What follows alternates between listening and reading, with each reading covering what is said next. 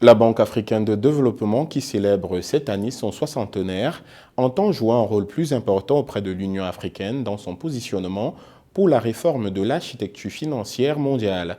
Ceci afin que les besoins de l'Afrique soient davantage pris en compte. Lors des récentes assemblées annuelles de la BAD tenues à Nairobi en mai 2024, les discussions et les débats ont mis en lumière les défis persistants qui nécessitent une action concertée.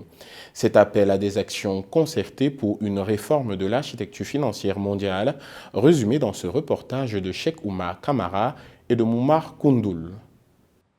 La récente crise économique et financière mondiale a mis en évidence les insuffisances et les incohérences de la structure financière actuelle. Les faiblesses systémiques, la volatilité des marchés et les disparités croissantes entre les économies développées et en développement ont souligné l'urgence d'une réforme profonde et équilibrée. Lors de la conférence de la BAD, les experts et les décideurs politiques réunis à Nairobi, au Kenya, ont convenu de la nécessité d'une action immédiate concernant les réformes de l'architecture financière mondiale. Il m'apparaît plus qu'urgent de travailler à une réforme profonde de la gouvernance internationale afin de proposer et d'adopter des solutions pertinentes pour les pays confrontés aux problèmes de notation souveraine, de l'endettement excessif, des effets des changements climatiques, de l'évasion fiscale et des flux illicites, du renforcement des banques multilatérales, et j'en passe. Pour défendre l'intérêt de l'Afrique dans ces domaines, il me paraît logique d'inviter toutes les institutions financières africaines, ici présentes et même celles qui sont absentes, à accompagner l'Union africaine dans ces mouvements de basculement des équilibres économiques et financiers mondiaux. Faisant simultanément face à un accroissement inédit de la pauvreté et des inégalités, à un endettement historique et aux catastrophes climatiques et sanitaires, les pays africains sont en droit d'attendre que leur voix soit entendue et leurs besoins satisfaits. Nous constatons qu'il y a d'énormes ressources dans ce monde, mais équitablement réparties de sorte que l'Afrique doit revoir sa copie.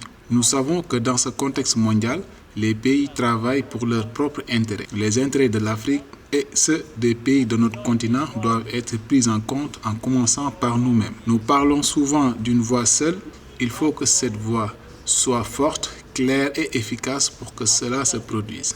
Des appels ont été lancés en faveur d'une grande transparence financière, de mécanismes de régulation plus efficaces et d'une coopération plus étroite entre les institutions financières internationales.